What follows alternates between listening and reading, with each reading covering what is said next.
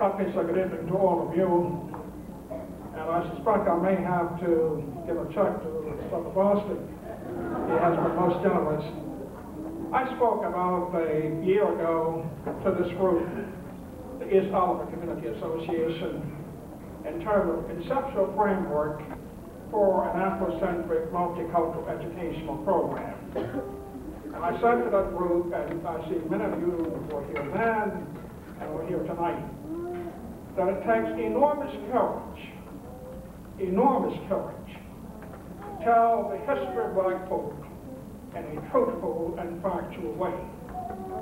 This part is easy.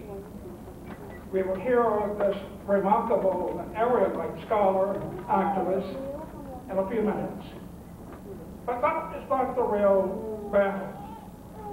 The battle will be in 16,000 approximately school districts across this nation, primarily in urban school districts, 11 million black children and youth in those school districts, and persons like Dr. Sante, Dr. Asa Hilliard, Dr. Alvin Sotomayor, to name a few, are on the firing line. I was in a meeting in Washington just last week.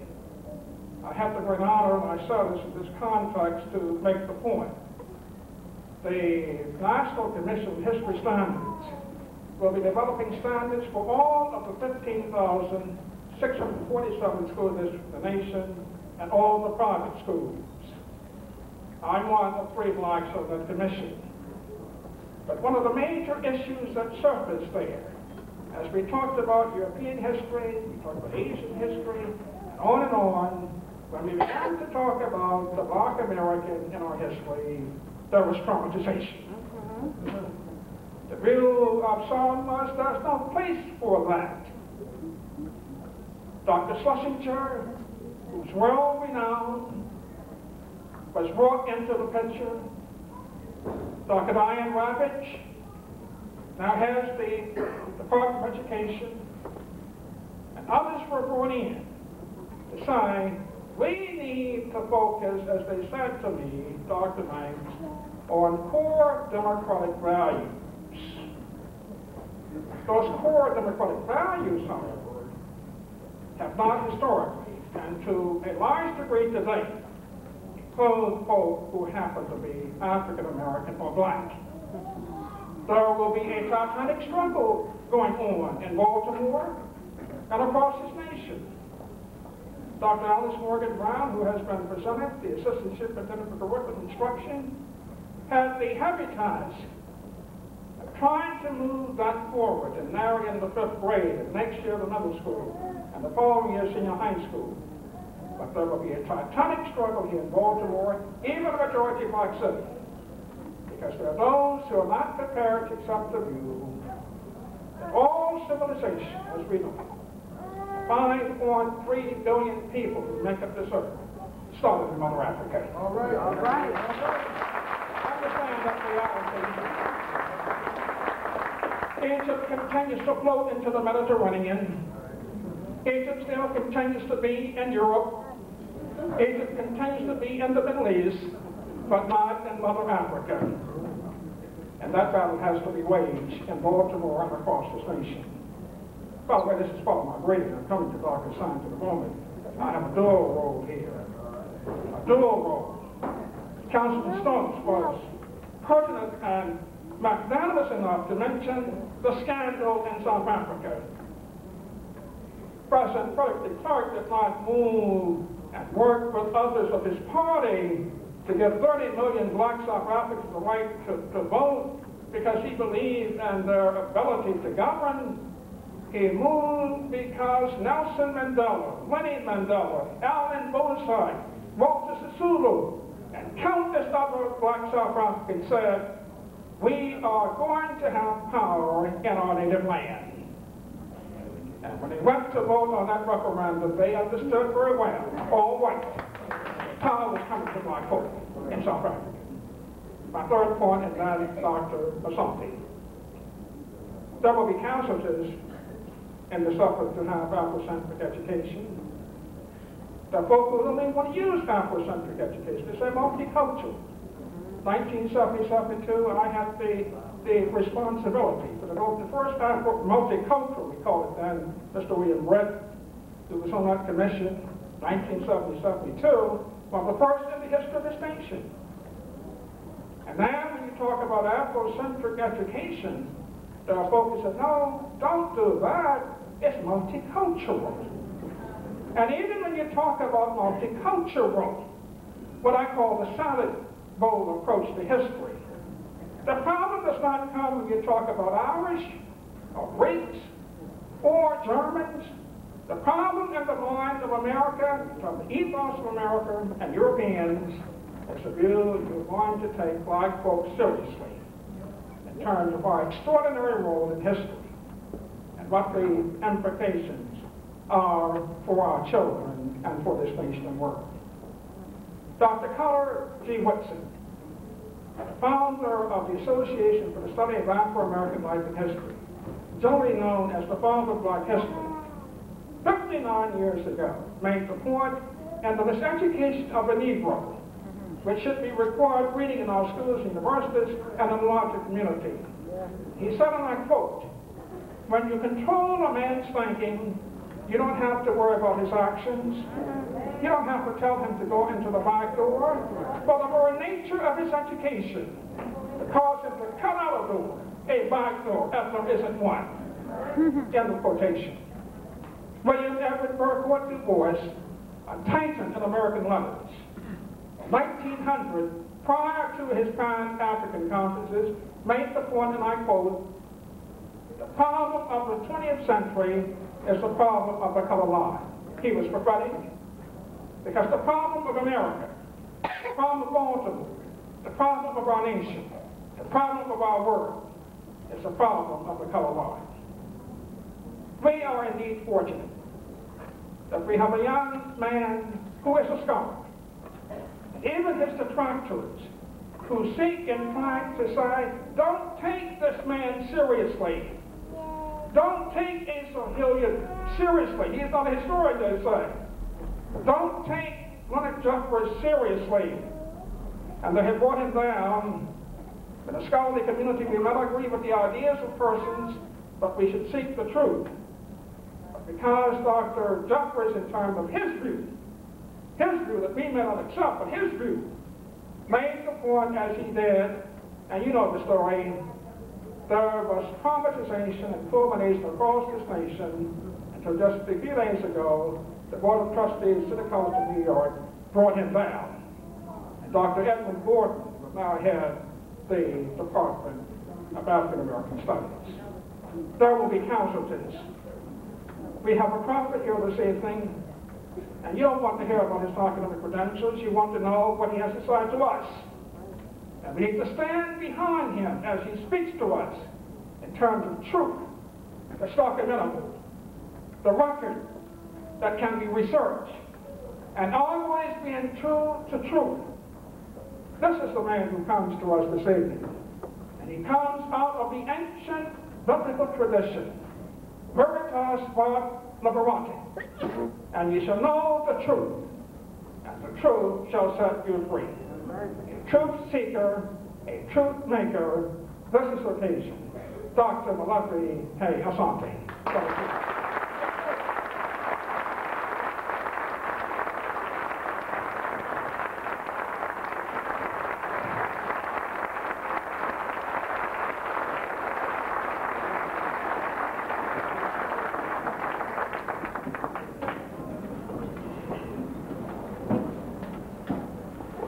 There is a tradition that we have among us, and many of our speakers now and lecturers often call upon this tradition because it is one that we have found often in the continent of Africa, and that is to ask permission from the eldest person in the house to be able to speak. And I will do that tonight because in the event that I might say something that you don't like, you can take it up with them. So I'm going to ask the oldest person in the House to give me permission to speak.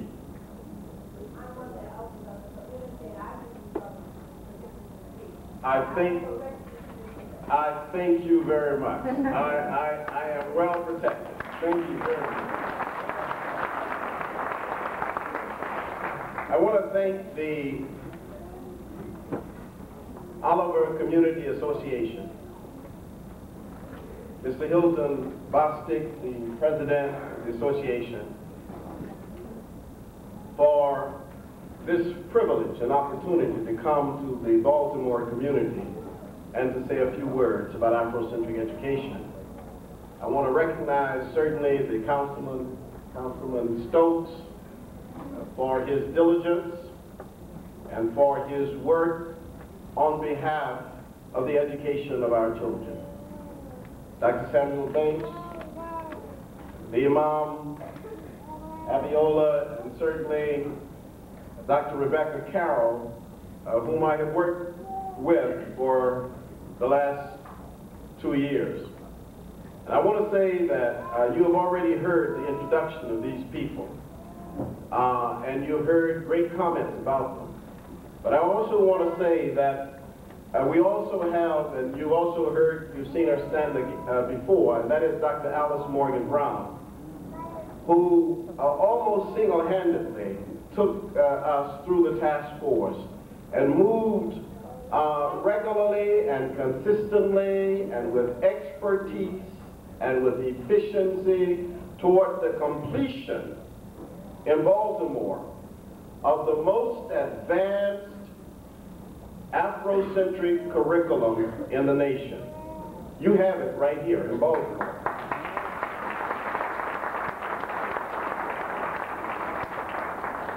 I am the consultant for Detroit, and I work for the African-centered academies there. I'm the consultant in New York, in Pleasantville and Camden in New Jersey, and several other places. But Baltimore's curriculum, as it is developed, and it's already developed, as it is developed, is much more advanced than anything that we have now.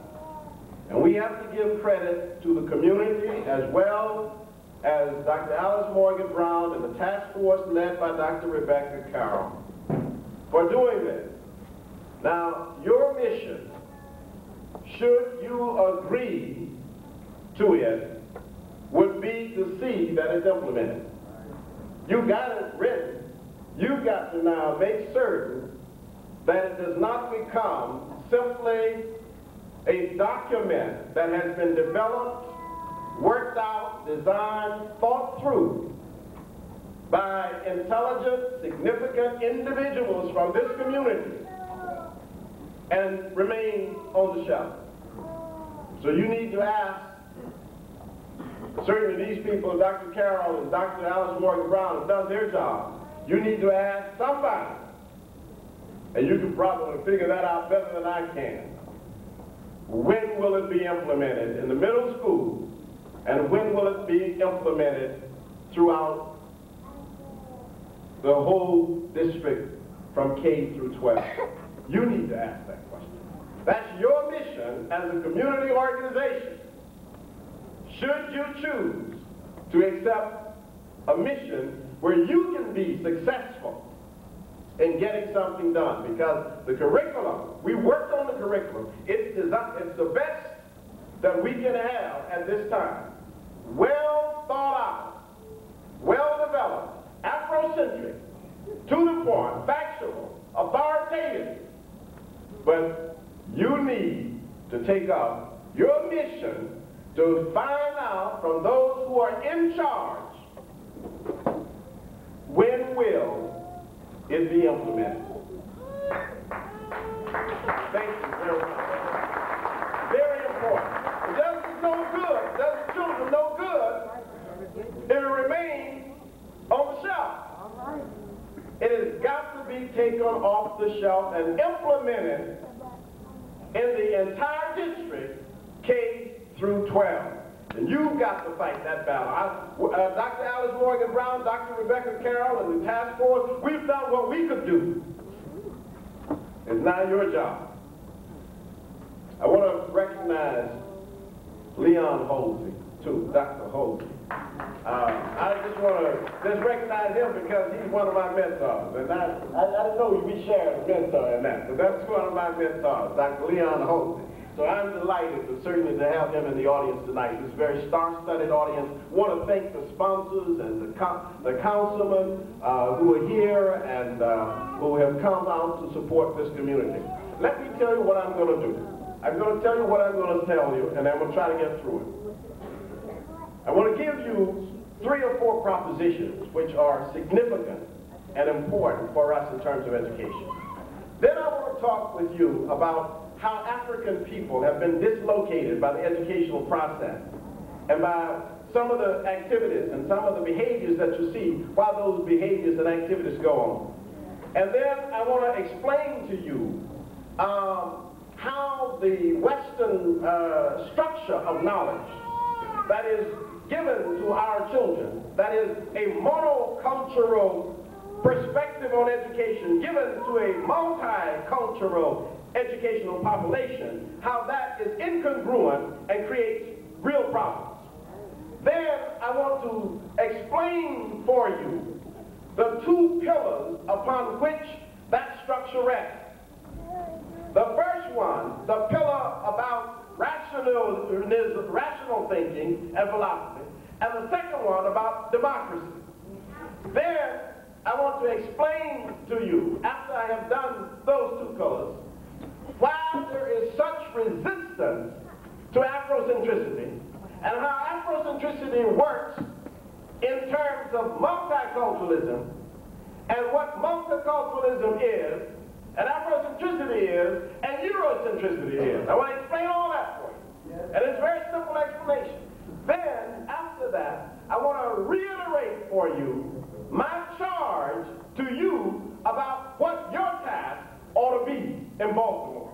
That's what I want to do tonight, if I have time. If you let me have time. I don't know how much time do I have. Can we just talk about education tonight? We have all the information, and Ron Evans used to say this, we have all the information we need to educate all of the children in Baltimore. We have that information is available. We know we have the know-how to do it. And we want to talk about why we can't do it and why we haven't been able to do it yet. First proposition. Most of your children and your friends' children and my children, African American children who sit in a classroom in America, sit in a classroom and sit outside of the information that's being presented. Now what I mean is that they're in the classroom. You can open the door and look in there and say, oh yeah, there's some African Americans in there. They're in the classroom. But the information that's being presented in the classroom is information that they truly have to go get, because it's not information that is derived out of their historical experience. That's the first proposition. I'll come back to that. Second proposition. African Americans sit in classrooms in the United States, and almost like no one else in the American educational system, with perhaps the Native Americans, must accept information about America and about American heroes and heroines that is contrary to their own historical experiences, and if they accept it in their psychological system, they will be crazy later on. All right. Those are 2 propositions. A child who sits in the classroom and who is taught that George Washington was a great person, all right, or that Thomas Jefferson was a great man, without any aside, without any intervention to say, but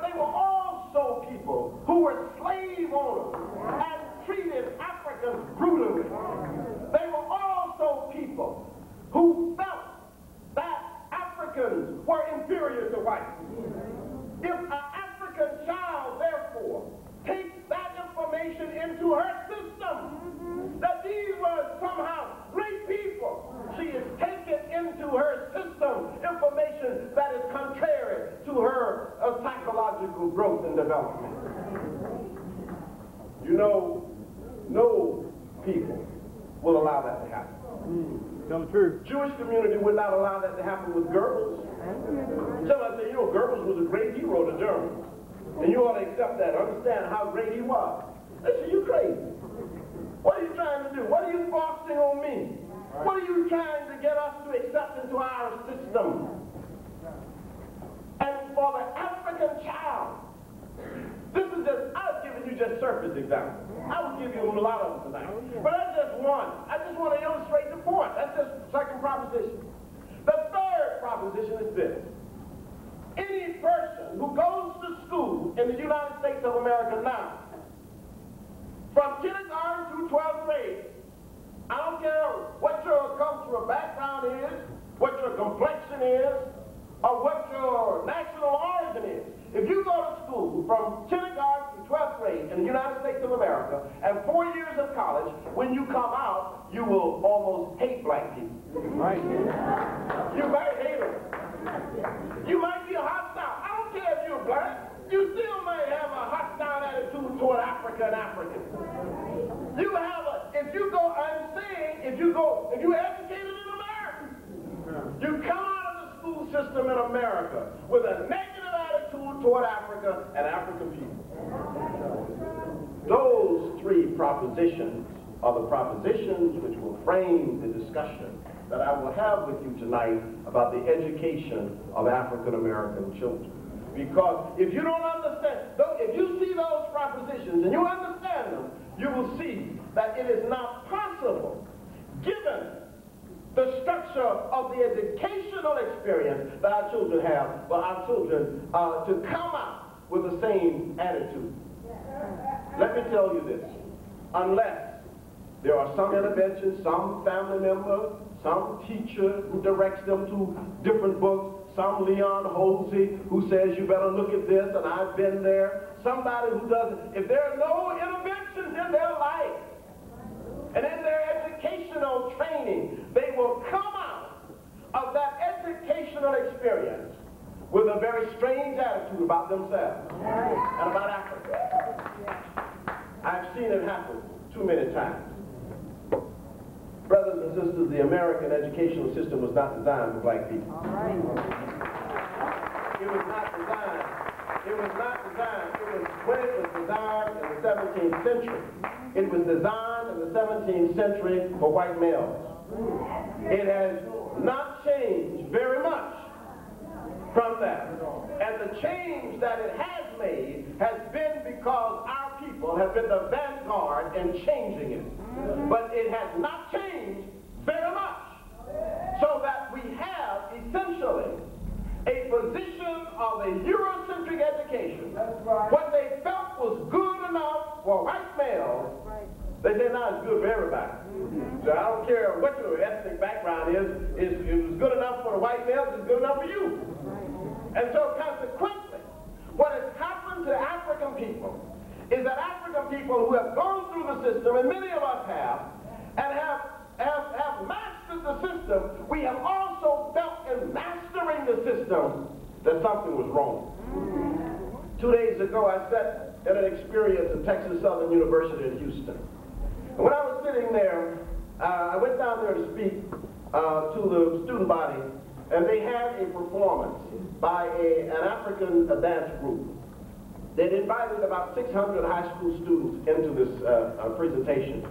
And when the African dance group, which was actually a Zulu dance group, when they performed, the audience just really was enthusiastic about this performance.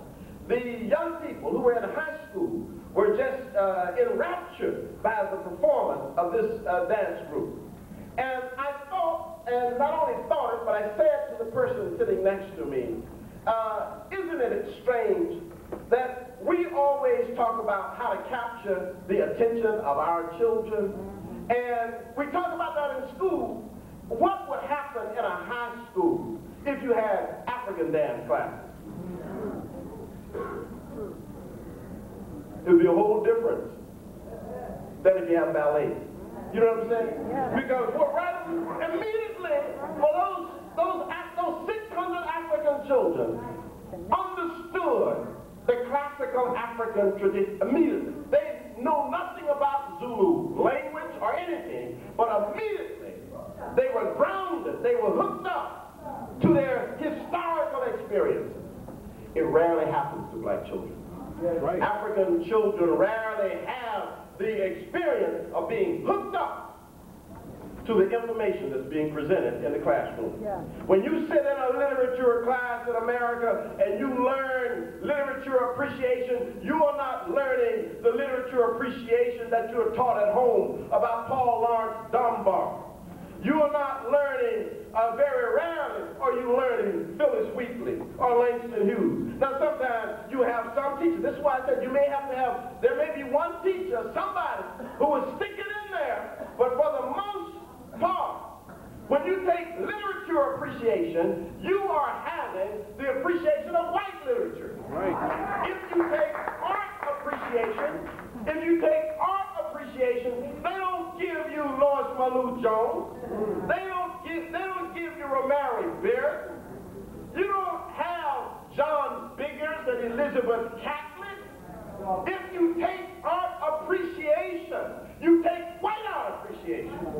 And our children, if they go through that educational experience, the same thing will happen to them that my grandmother used to say in Georgia. And some of you have heard me say this because I always like what she said.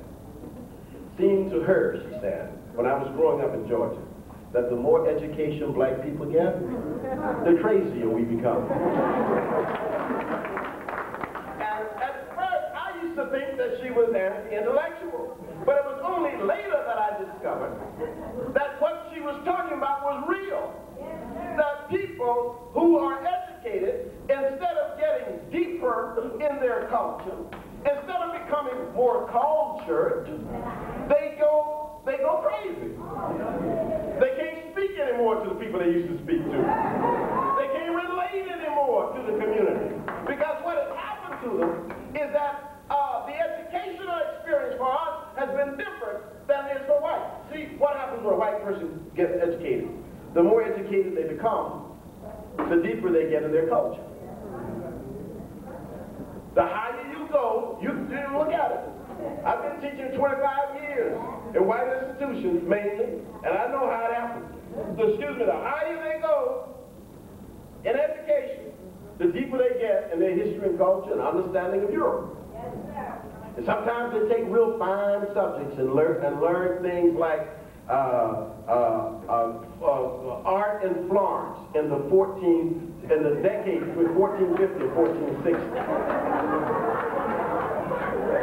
They become deeper and deeper in it. That's what education ought to be like that for everybody. I don't have anything, I don't say that's wrong.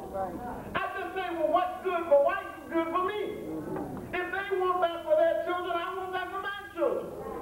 If they want their children to be grounded in information, why shouldn't my children be grounded in information from their history? It is the same thing. What would happen in this country if next year the Japanese take over? And we all, whether we are Koreans or Africans or Greeks or white, whatever we all have to learn Japanese. Japanese art, Japanese literature, Japanese culture, whatever. Before long, there will be a revolt. There will be an Oliver Community Association among the white people. They would say, no, they would say, no, you gotta do something. They say, you know, I'll do it. And then I can see the Japanese say, well, don't worry, we just try to teach them how to read and write. That's all that's important. Not what the history is, you see. And so they understand it when it comes to them. They can't understand it when it comes to you. And I'm going to tell you why they can't understand it when it comes to you. Because Dr. Banks mentioned difficult situation here. Because the question becomes, why does the African want to get off of the plantation. And I'm going to explain that to you, because you need to understand that that's the crux of the problem. And not only that, but that we got some Africans who also want to keep you on the plantation. I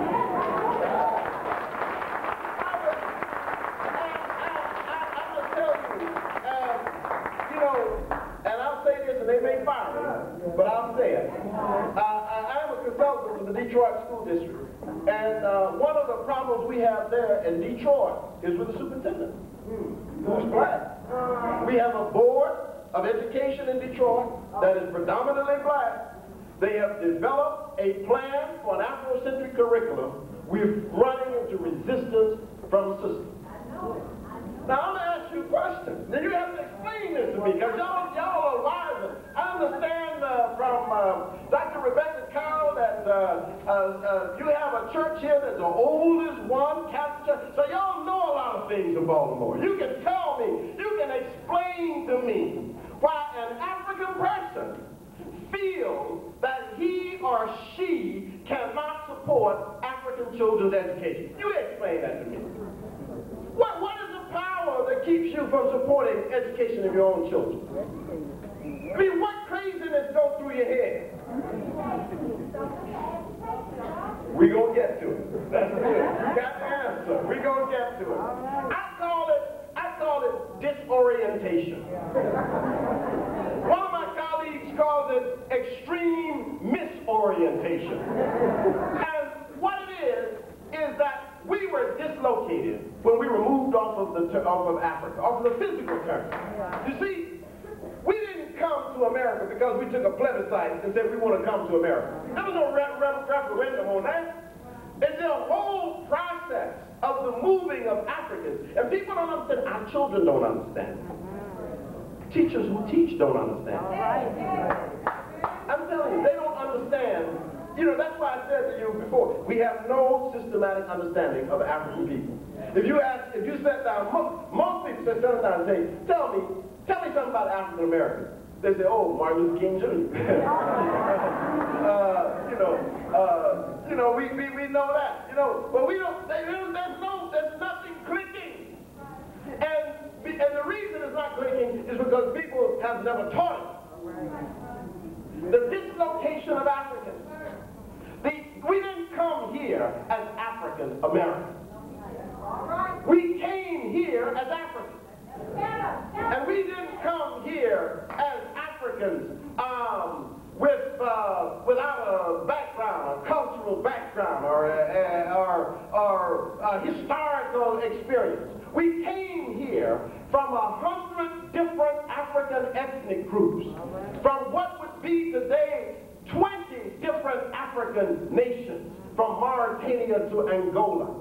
We came here as Mandinka, and as Wolof, and Serer, and Edve, and Asante, and Santi, and Yoruba, and Igbo, and Ijo, as Congo, and Angola. These are the people who came here. We didn't come off the boat and say we were African Americans. We were not even Americans until after 1865. You get confused. So our children don't know the names of these African ethnic groups. Can you imagine if you ask any blood on the street right now, name me some European ethnic groups, they can name you a whole lot. They even know the ones that just got free, Serbians and Croatians and so on. But if you ask them to name you some African ethnic groups, they get lost, and then they may say Zulu.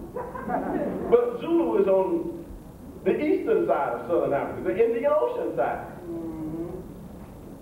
But you ask them, who are we, African people, in this country?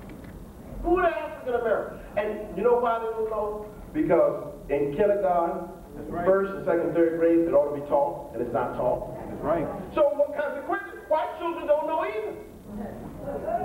No one knows. The teacher doesn't even know. Who are these little children that sit out here in front of me? Where do they come from? No systematic understanding of the African experience, and no knowledge of African culture or history. The dislocation of African people began very early. The movement of Africans from the continent of Africa physically was a dislocation. But I think that that movement, as awful as it was, and let me just say a bit about it, because people get confused about this, and I'm just, because I want to cover all that. Africans were captured. Africans were captives. Africans came from Africa, not African slaves. Africans were brought to America and enslaved in America. You need to understand that difference. Because you know, people talk about African slaves came here. African slaves didn't come here. African people came here. People who fought for their freedom. Over 300 battles between Africans and Europeans on the west coast of Africa. Fighting. But there was great treachery. Great treachery. In 1444, when King Ansa of what is now Ghana, of the Fancy people, said to the Portuguese, "We greet you with open arms. We bear no weapons. Come and eat with us." The Portuguese went back to their ships and blew his capital off the map. Don't let people tell you that there wouldn't have been enslavement of Africans if Africans had not participated. European slave trade was a European initiative. And it was an initiative based on opening the lands in the Americas. And they needed labor, African labor, for it. That's what they needed labor for. It was a struggle. This was the biggest capitalist thing ever in history. 30,000 ships plowing the ocean between Africa and the West Indies of the Americas, bringing Africans for money, greed. Our children don't know that story. White children don't know it. Korean children don't know it. They never heard that story. And you have to understand this. There was no society in Africa where slavery was the principal mode of the production of that society. That was only in European mind. Europeans did that. Never in African history. There was no society. Can you mention there was a slave society in West Africa or Southern Africa? But when Africans were brought in those ships, 800 to 1,000 people, crammed packed in ships with only 18 inches between one deck and the next, from 35 to 80 days to cross the Atlantic Ocean. No electricity on those ships, no air conditioning, no bathrooms, people wailing and crying and moaning and dying. Africans throwing their children overboard when they could get a chance to get off of the chains on their ankles and wrists and necks. I mean, these are the stories that our children never hear. Why do you think they're so crazy sometimes? Dislocation. If you don't know, you don't know. But if they don't teach you in school, and why do you think they don't teach you in school? Well, the curriculum was designed for white males. You think they're going to report on this as it ought to be reported? In their curriculum? On their own initiative? Oh, no. No. If you think that, then you have definitely been claricized. There's no possibility.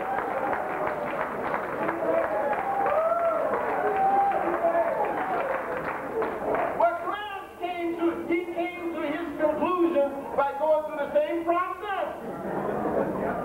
If you give a person that kind of educational experience, you can almost predict what you will get as a result. When people tell me about Clarence Thomas, I say, oh yeah, it's predictable. And so, I mean, the system won't throw here is a man with no correctives in his background. Simply, in a sense, taken out of his historical experience, put in another one, and then simply brainwashed.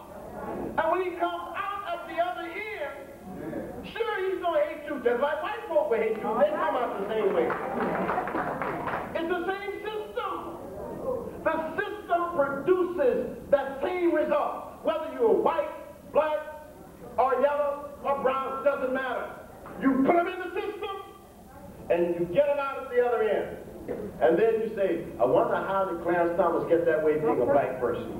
Well, he didn't think he's black until the pressure came down there. But it's amazing, the dislocation. When the Africans stepped off of the boat in the Americas, the first thing that happened was the process of dislocation.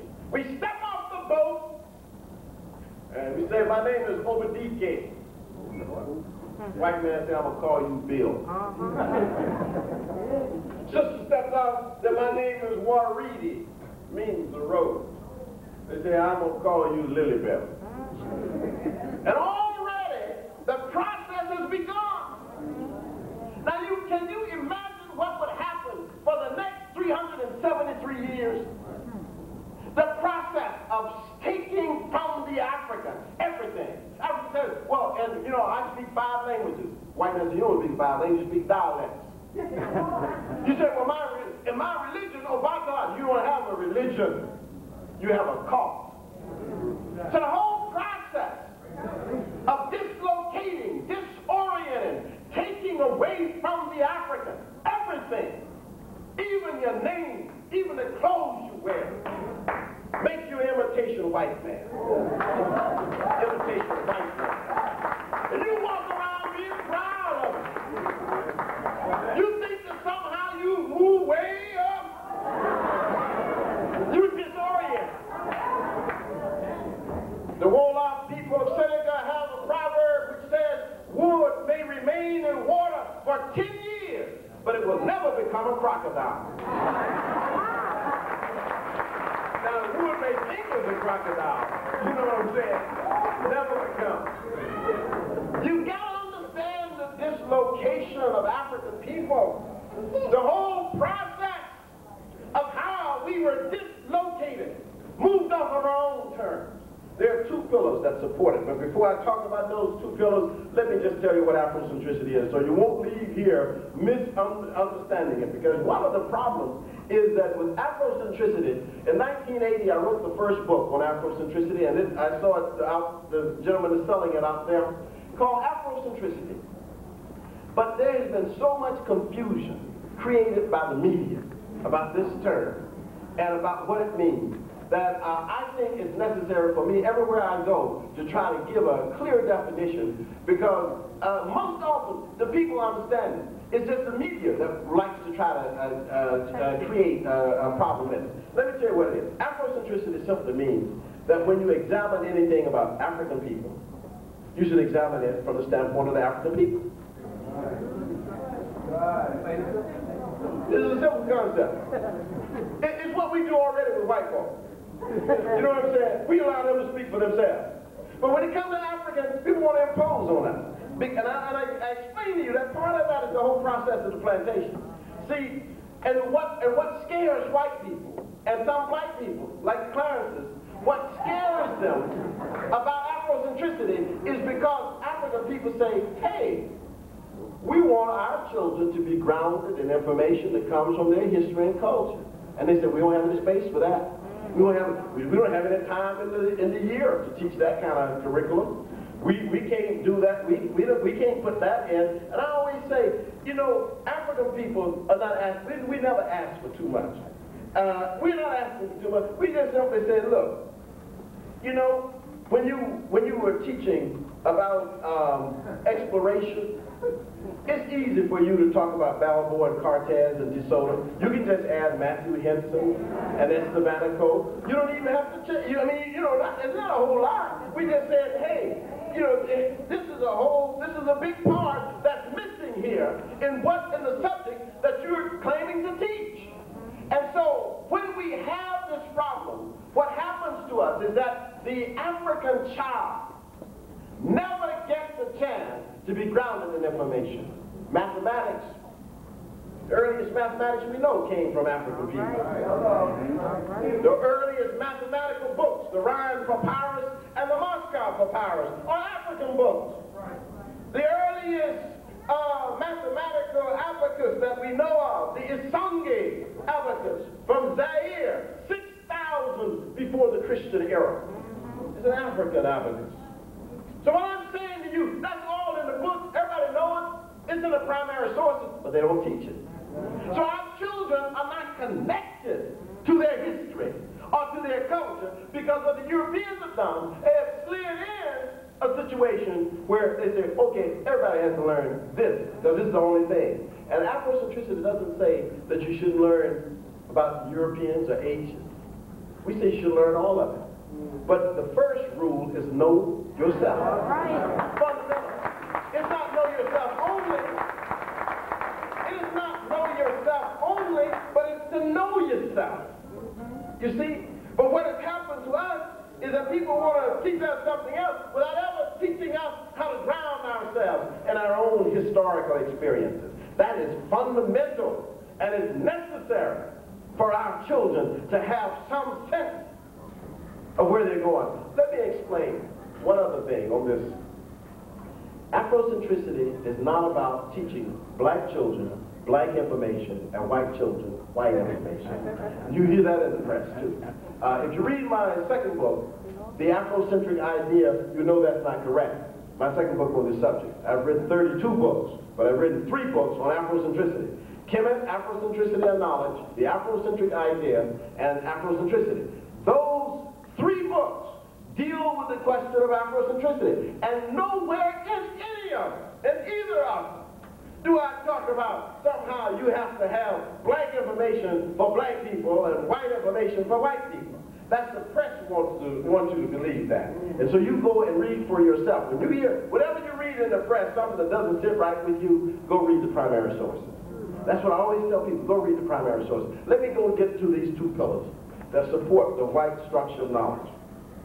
First one is that all knowledge comes from philosophy. And that philosophy is the beginning of rational thinking. And that philosophy comes from the Greeks. And that the early Greeks gave us a philosophical understanding because they had rational thinking. That whatever else you take, whatever field you take, whether that field is theater arts or philosophy or political science or literature, they always go back to the Greeks because they say the Greeks, the ancient Greeks, and I'll tell you in a minute what they think about the modern Greeks, but they go back to the ancient Greeks. And they go back to the ancient Greeks because the ancient Greeks give us a sense of the rational, and that philosophy therefore is of Greek origin. Well, this is interesting, isn't it? Because philosophy comes to the English from the Greek language. But in the ancient Greek, there are 41,000 words. 7/8 of those words are compound words. Philosophy is one of them. Phalo and Sophia are the 2 roots. Neither of those roots, according to the dictionary of etymology, can be found not only in the Greek, but in any Indo-European language. Tell the truth, brother. Tell the truth. And when people read that, they just stop there. I didn't stop there. I'm an Afrocentrist. I want to know if this can't be, most people say these words are lost. Lost where? So the first thing I did was to turn to the cultures more ancient than Greece. You see? Look at this.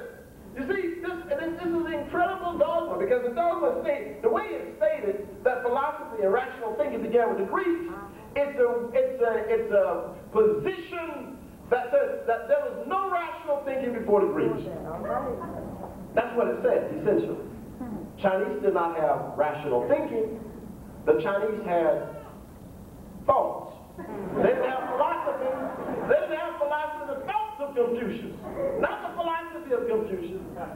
The teachings of Lao Tse, but not Lao Tse's philosophy. Only the Greeks had philosophy. The African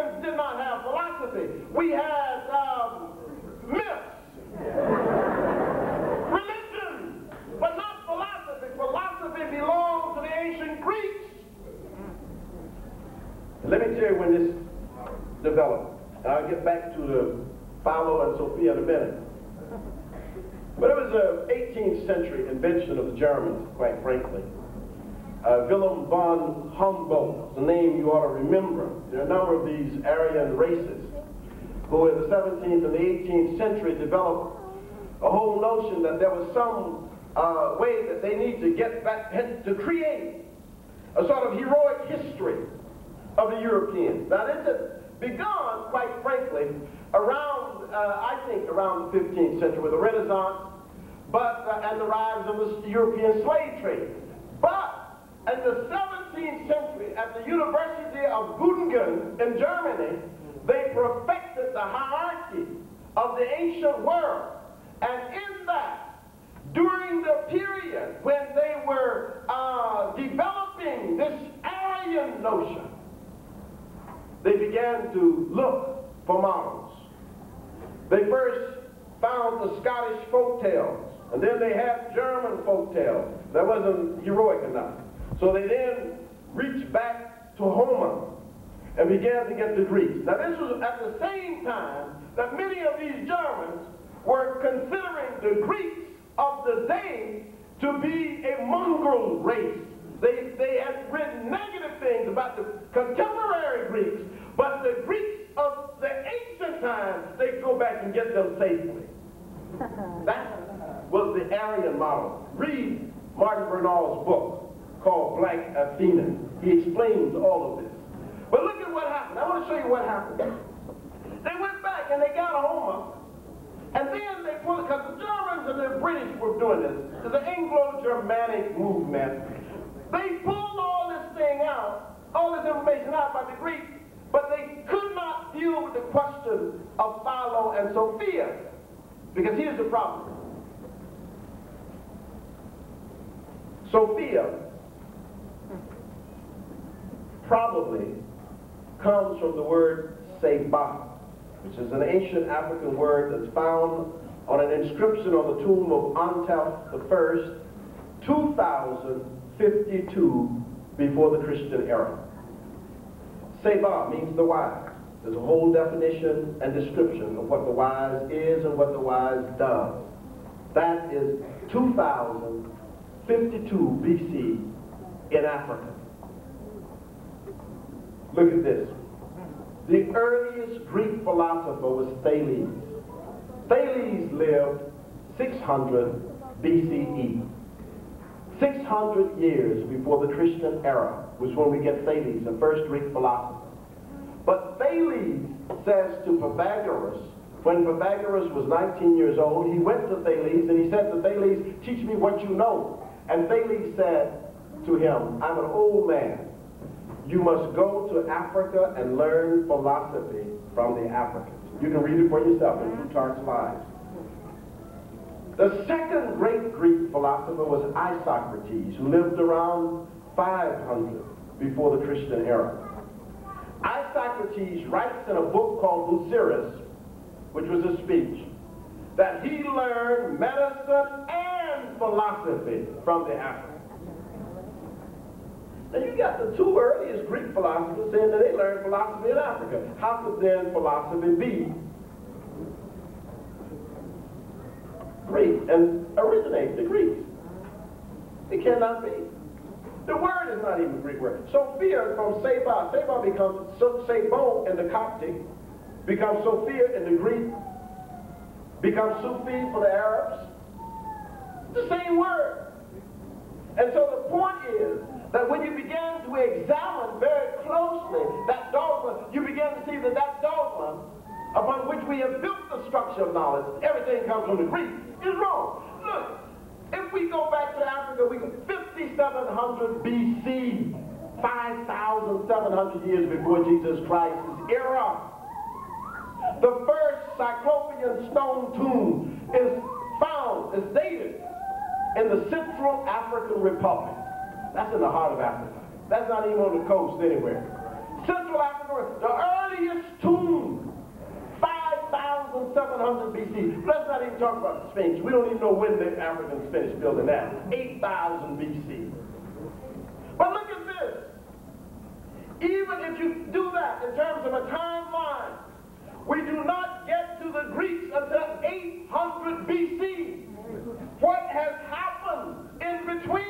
time. From 8,000 to 800. You have the unification of the Nile Valley under the King Menes in 3100 BC. You have the Chinese Xia dynasty in 2500 BC. You have the Indian civilizations Harappa and Mohenjo-Daro in 2200 and 1800 BC. You don't get to the Greeks to 800 with Homer and the Iliad. Right. We all have to study that. Yeah. You see, 800 BC. Now, why are you going to start human history at 800 BC when I can take you back to 8,000 BC? It doesn't make much sense, does it? No, it doesn't make any sense. I'll answer my own question. It doesn't make any sense. But it makes sense if you're trying to create an Aryan notion of antiquity.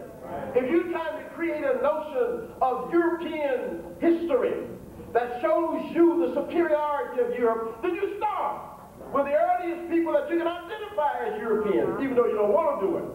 So you start with the Greeks. Because, of course, you can't start with Germans. You mean, what were the Germans doing? What were the Germans doing in 800 BC? You know what I'm saying? No, I'm just asking a question. I'm just trying to say to you that you see what has happened.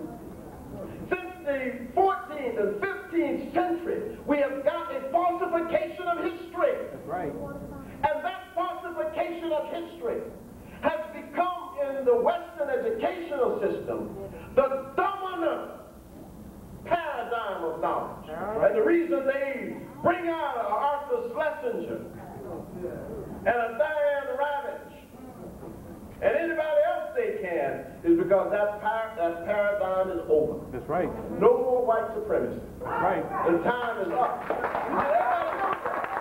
So that's not. This is a multicultural society.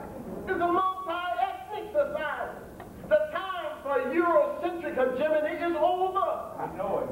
And so that's why everybody, you get somebody like Arthur. Now, I don't know whether you saw I wrote a reply to Schlesinger that was published in The World and I called The Painful Demise of Eurocentrism. And it's painful. You know why it's painful? And it was even painful for me to write. Because Arthur Schlesinger ought to be at this time a man that you could respect. But he trots out, and the Heritage Foundation, the Widow Communications Foundation, all those people take his essay and they send it to all corporate executives, all government officials, all kinds of people condemning Afrocentricity, and call it the disuniting of America. Well, the first thing I asked in my reply was, number one, it seems to me that America was never united. That's right. Unless, of course, what he meant was that everybody was dominated by a sort of a Nordic European view of the world, and they sort of held everybody into that. But there's no disuniting of America. What Afrocentricity is trying to do is unite America. The only way you unite America is by having respect for the different cultures in the American society. Yeah. And everybody's not German. So the paradigm that has been out there, especially coming out of his German background, he sees now that what's happening is that people are they're shaking the foundation. So they trumped Schlesinger out, who wrote a book called The Age of Jackson in 1945, in which he got his first Pulitzer, about Andrew Jackson. It is the most, I went back to read it before I did my review. It's a glorification of a racist. Andrew Jackson massacred the Creek Indians, the Muskogee Indians in Alabama and Georgia, and he had his troops to cut off their ears so that they could count them, how many they had killed, by cutting off their ears. Even David Crockett said of Andrew Jackson, I will not sit in the Congress with that racist because of what he did to the Indians. But yet, Schlesinger glorified. Well, how could, and he gets a Pulitzer Prize. Because he's a good writer. Well, that's not my value system. Right. See, my value system is different than that. You don't glorify a racist, and you don't make a racist someone who is dignified. How can you dignify that? But at any rate, they trot these people out because Eurocentrism, let me just explain about Eurocentrism because I want to go on with it. There's nothing wrong with Eurocentrism in a normal way because people of European ancestry ought to have their frames of references fixed by their own experiences, just like we should or Asians should. So, I mean, there's nothing wrong with that. That's correct. What becomes problematic with Eurocentrism is that it becomes very easily an ethnocentric view. Ethnocentric view is this. It is when that view is pushed as if it is the universal view, and which is the only view, and has no space for anybody else. You see? It's just, let me give you a couple of examples. It's just like when you talk, if I say to you, do you like music? You say, yeah. I say, what kind of music you like? You say, I like classical music. Classical, in most people's minds who've been educated from K through 12 in this country, they believe that classical music is classical European music. Right. Bach and Mozart and Beethoven, etc. Because in their mind, classical has been reserved for European, and they think there's only one classical. See, but when you talk to me, my classical music is different. I think of Charlie Parker and John Coltrane. So it's a whole different thing when you're an Afrocentric. So now how do you deal with the question of classical in a music class? This becomes very important. You see what I'm saying? But when you keep trying to force on me the notion that the only classical dance is French dance or Russian dance, then I have a problem with that. You've never seen the Ade. You've never seen the Akua. You've never seen the dances of Ghana or of Zimbabwe. You never even talk about Japanese classics, Korean classics dance. How are you going to say that European ballet is classical dance and nobody else has classical dance? That doesn't make any sense anyway. You know, but what happens is you got people who try to support that system. You can't support that. You just simply have to say multiculturalism, true multiculturalism, is necessary in American education because we're a multicultural country. But true multiculturalism means that the Europeans cannot be hegemonic.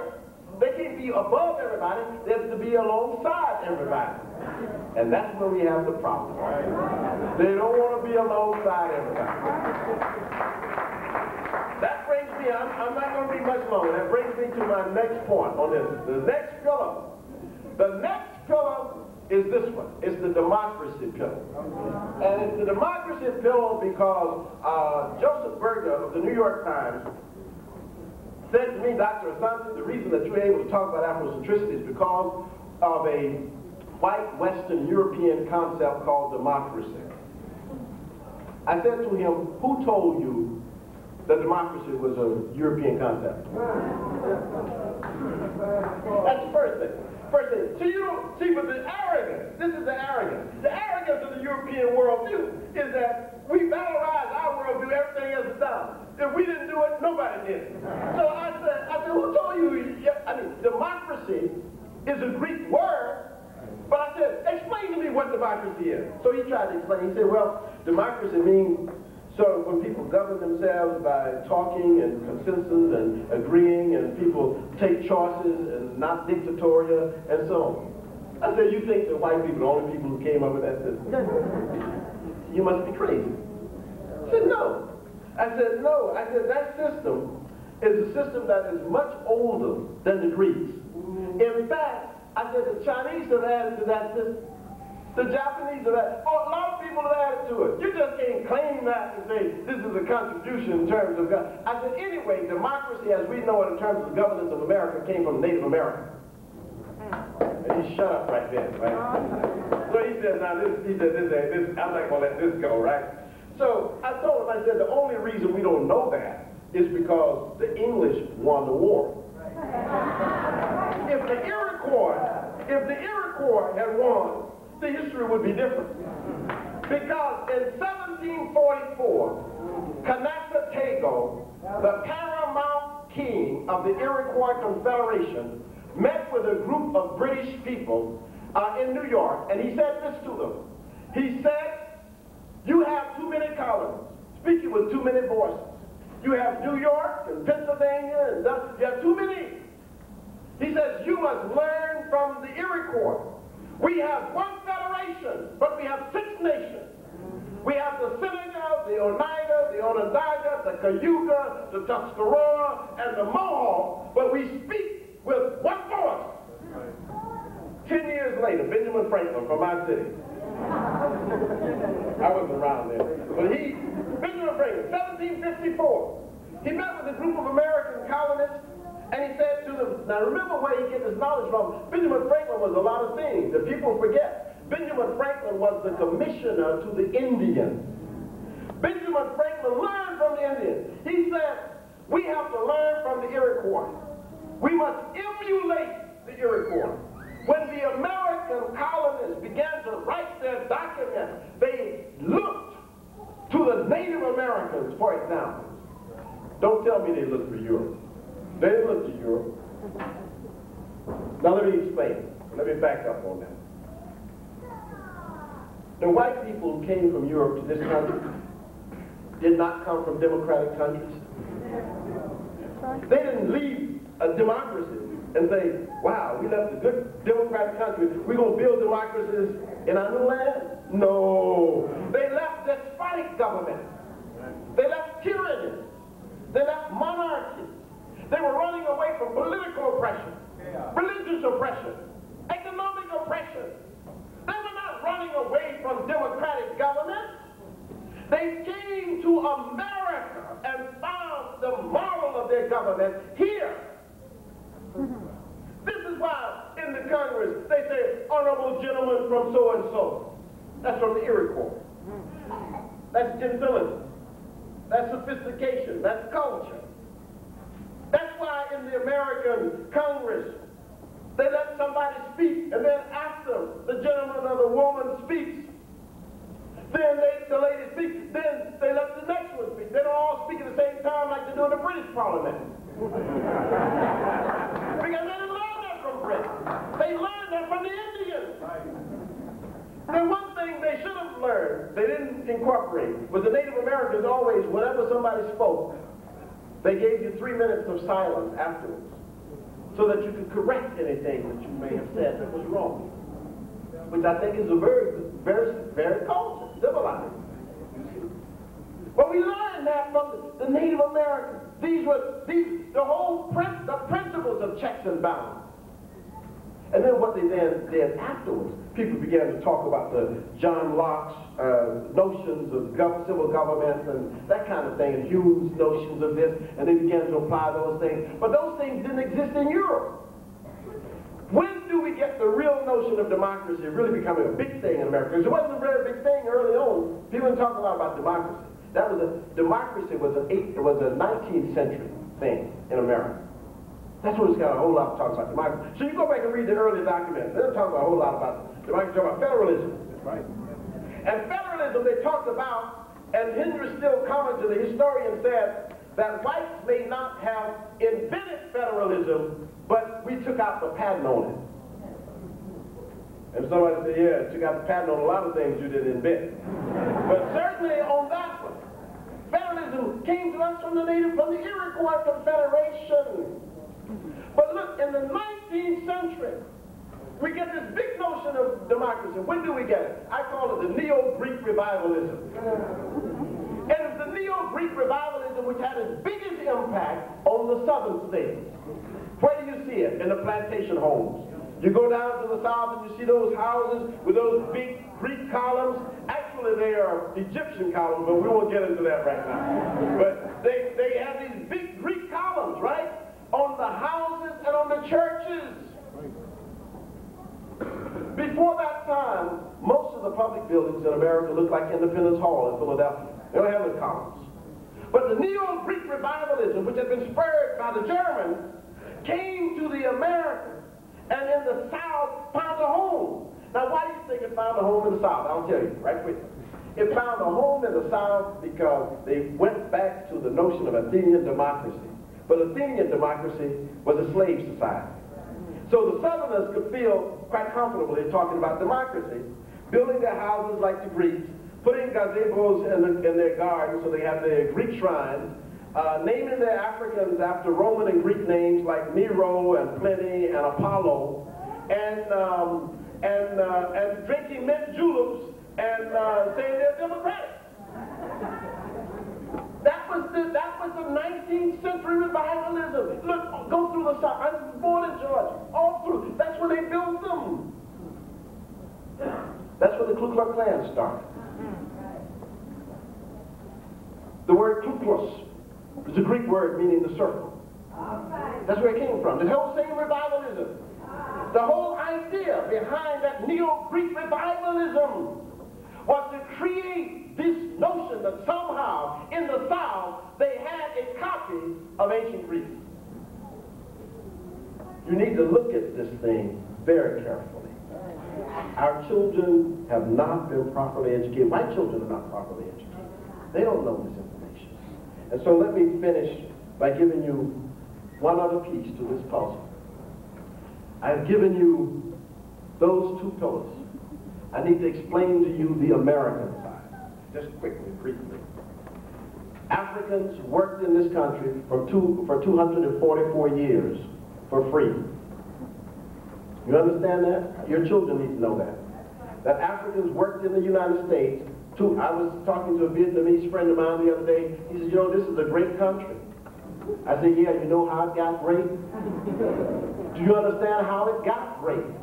It got great on the backs of my great-grandmother and my great-grandfather, who worked in this country for free for 244 years, from can't see in the morning to can't see at night, who left their own children to go work in the factories and the fields, to come back home and find their own children dead. That's America. That's the history I know. We didn't come here on the Mayflower. We came here on those slave ships, and we didn't come here seeing a mountaintop of possibilities. We came here seeing a valley of despair. And when we understand that after 200,000 Africans fought in the Civil War, see, people they forget the Africans. 200,000, men and women. The greatest spies were African women. Harriet Tubman was one of them. Fought in the Civil War in this country. 200,000 out of a population of about 4 million. 200,000 fought for their own liberty. They were not fighting for the same things the Southerners were fighting for, the Northerners were fighting for. They didn't care nothing about the Union. That thing was freedom. And they gave heroic examples of their valor. And when the war was over, there was a big debate in the United States legislature over what to do with the Africans in terms of what to give to the Africans. Thaddeus Stevens and Charles Sumner, two legislators, argued in the U.S. legislature that it is not moral, it is not ethical, it is not correct to work people for 250 years for free and not give them a stake in the society now that they are free. Supposedly, right? There's a big argument in the United States Congress. Man, say, how can you do this? These people have worked for 250 years. They have nothing.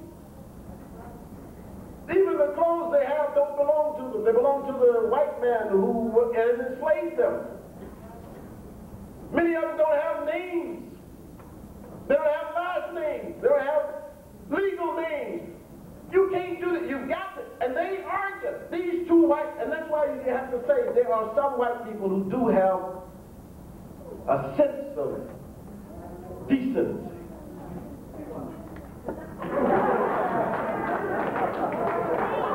Well, they put up a good battle, but they lost. They said, isn't it under our Christian government, isn't it necessary for us to at least give them 40 acres of land and a mule? Still waiting. That was what these two congressmen argued for, that the African people, once liberation came, 4.5 million people were free. Once 4.5 million people are free, you ought to give them something so they can have a stake to start with. Nobody starts with anything. Give them something to start with. You have to remember, 1865, when the war ended, whites had already gone from the East Coast to the West Coast. They owned most of the land. They owned the gold mines in California. They did that in 1849, the 49ers. Africans were still enslaved during that time. So when freedom came in 1865, it was a big battle. And you know what the American Congress did? They voted it down. Said, no. We give them their freedom. That is what we give them. And so that's why I say to you black people, no people have ever come as far as Africans against such incredible odds in such a short period of time. You should never forget that. You owe no deference. You owe no deference to no one. Your history, the courage of your ancestors is unimpeachable. When the Africans were freed with jubilation in 1865, they did two things. One, they began to look for their family, because African families were sold away from each other. Children were sold away from parents. Wives could be sold away from husbands. There was no such thing as a marriage that was not that could not be violated by the slave owner. The slave owner could take a husband and sell the husband to Kentucky and keep the wife in Alabama. He could sell the children anywhere, because Africans literally belong like property, like a plow, to white people. And so the first thing Africans did after freedom, for the next 10 years, Africans went around this country looking for their families, for their relatives. They walked. You know, somebody would say, well, I remember when I was 14, my mother was sold to some slave owner in Texas, and I'm going to go see if my mother is still alive. I'm going to go see if my brother is still alive. He was sold to somebody in North Carolina. And people began to walk. And that's where we get the expression brother and sister from. We get that because what happened to us was such that we would go to places, and we would hope that we would see our brothers and our sisters, and we would say brother or sister, hoping that there would be recognition. The African people in this country have extended all of the human rights for everybody in this country on the backs of our people. We have extended those rights. And look at this. The second thing that they did was to go to school. They went to school. They would walk 30 and 40 miles to the one schoolhouse that had been set up or established by the AME or some of the white missionaries who had come to the South. So they could go and learn how to read. Many of them said they wanted to learn how to read the Bible before they died. This was what our people did. No people had ever been so quickly literate as the Africans in this country. That's right, brother. Immediately after liberation of the Africans, after that 186,000, nearly 200,000 men and women had fought, the first thing they demanded was education. Right. And at that time, we had no understanding that what we needed to ask for was an education that would center us, that would give us some connection to our own history. And they didn't teach, you know, they didn't teach us about Africa. They didn't start, this is why even now sometimes people, African people, look at me and they say, your name is Molefi. I can't, how do you say that? I can't hardly say that. That's a hard name to say. We don't recognize ourselves anymore. And we don't recognize ourselves because the educational experience was such that it educated us away from ourselves. But even in all of that, we who are here now, working toward the education and for the education of our children, we are the children of the ones who could not be killed.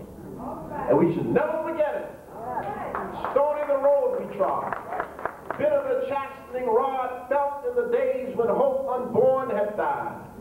Yet with a steady beat have not our weary feet brought us to the place for which our parents sighed. We have come over a way that with tears have been watered. We have come treading our path through through the blood of the slaughter, out of the gloomy past, till now we stand at last, where the white gleam of our bright star is cast. All right.